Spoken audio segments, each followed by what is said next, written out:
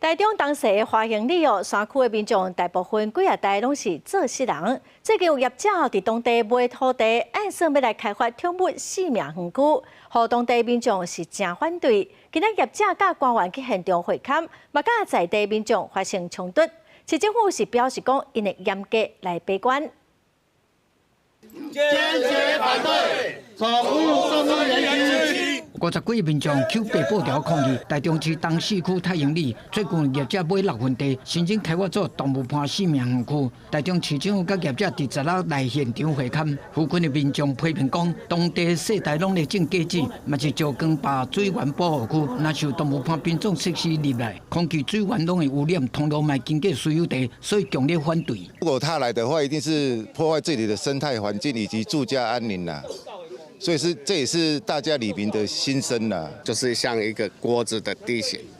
所以这个地方增设了这种设施下去的话，以后影响的是这附近的所有住户。李定讲，太阳里社区是伫个低山谷，品种设施产生的垃圾空气恶质线。台中市政府讲，业者今年依照农业部非都市土地申请变更为宠物4名纪念设施使用兴办事业，计划审查作业要点，申请核准。目前市府正咧做实质的审查，会勘是要评估确认可行性。业者甲民众发生争论，强调开发面积大概3分地，不过地方若是反对，会考虑变更开发项目。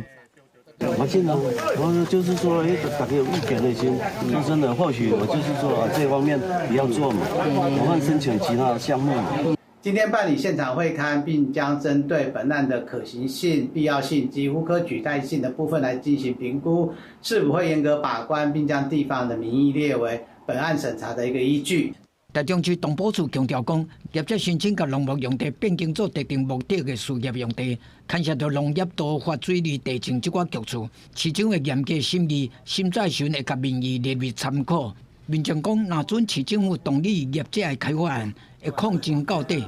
记者综合报道。